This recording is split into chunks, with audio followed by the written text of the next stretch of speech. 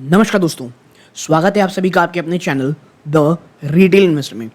दोस्तों, यहाँ पर मैं जिस स्टॉक की चर्चा करने वाला हूँ वो एक ऐसा स्टॉक है जिसके ऊपर जो खबर निकल के आ रही है वो बहुत बहुत ज़्यादा, मैं कहूँगा, निराशाजनक है, थोड़ी सी डरावनी है। जी हाँ, आपको पता होगा मिष्ठान फूड में बहुत सारे जो निवेशक हैं वो इसमें निवेशित हैं।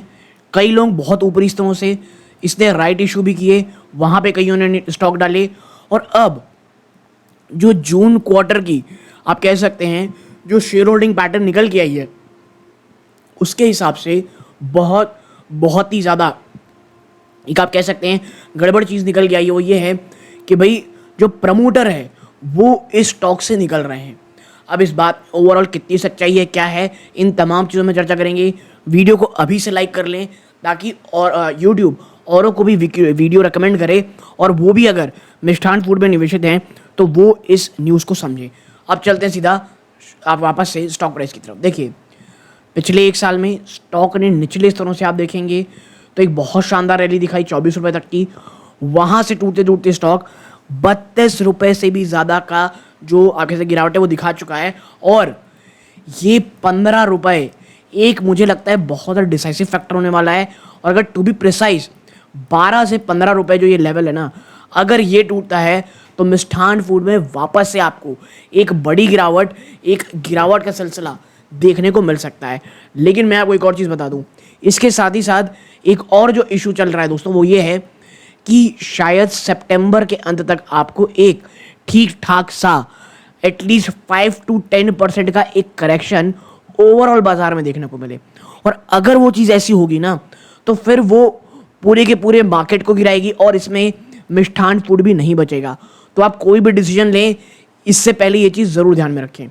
अब चलते हैं दोस्तों नंबर से। अब देखिए, अभी अगर आप देखोगे स्टॉक को तो भाई पीस की 5 की चल रही है। अभी इंडस्ट्री की पीस आपको बहुत सस्ता मिल रहा है, 3 टाइम के आसपास इसकी बुक वैल्यू है, बहुत एक्सपेंसिव नहीं है।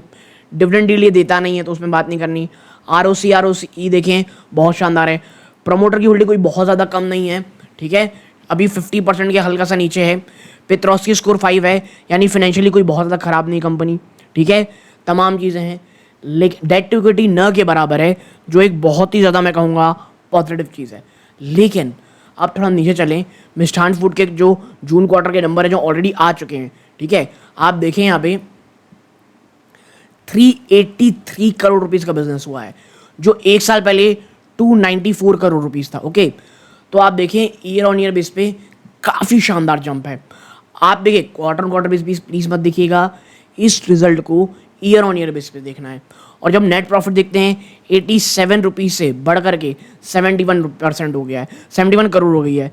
एक चीज़ जो मैं कहूँगा मुझे थोड़ी सी इसमें खटकती है वो इसके टैक्स परसेंटेज, जो कि बहुत ज़्यादा लो हो चुके हैं मार्च 2023 के बाद, और ये एक मुझे थोड़ा सा आप कह सकते हैं एक नेगेटिव चीज़ लगती है स्टॉक के ऊपर, ठीक है। टैक्स परसेंटेज बहुत ज़्यादा कम है। अब EPS देखेंगे आप तो भाई 0.67 पैसा हो गई है, जो एक साल पहले 67 थी, तो जैसे पहले थी ऑलमोस्ट अभी भी पैसा ही है। अब आते हैं कि भाई जो मेन चीज़ डरा रही है निवेशकों को, देखिए जो शेयर होल्डिंग पैटर्न निकल के आया है, प्रमोटर जहाँ पे पहले 49.82% था दिसंबर 2023 में, अब वो धीरे धीरे घट के मार्च में घटा और अब जून में भी 46.87% हो चुका है। और रिटेल निवेशक का पार्टिसिपेशन वो लगातार बढ़ के अब 50% से भी ऊपर जा चुका है। इससे भी ज़्यादा मैं कहूँगा थोड़ा सा निराशा, थोड़ी डरावनी चीज़ क्या है भाई साहब, FIIs भी निकल गए हैं। खास करके जिसने पहले जून 2023 में एंट्री ली थी, नोम्यूरा ने 1.28 से बढ़ करके अब ये निकल चुकी है, यानी कम से कम 1% से तो नीचे आ चुकी है, ये फॉर श्योर है। हाँ, ये सिट्रिन और जीनिया ग्लोबल फंड अभी भी बने हुए हैं 1.39% के साथ। ओके, तो ये जो चीज़ है ना ये आपको ध्यान में रखनी है। और यहाँ पे जो ट्रेड्स आए और रखे हैं उसमें आप देखेंगे जुलाई 2024 में जो इनसाइडर ट्रेड है 16 रुपये 80 पैसे के एवरेज प्राइस में इतनी सारी क्वांटिटी को बेची गई है, ठीक है, ये प्रकार की कितना 3973, और लैक में 2 पॉइंट इधर कर लो 39 करोड़ रुपीज़ में ये ओवरऑल चीज़ें हुई हैं। अब प्रमोटर नहीं दोस्तों, आप देखेंगे तो खरीदारी की थी 10 रुपये 20 पैसा में, ठीक है, इतने सारे शेयर्स को। तो भाई अब ये तमाम चीज़ें हुई हैं।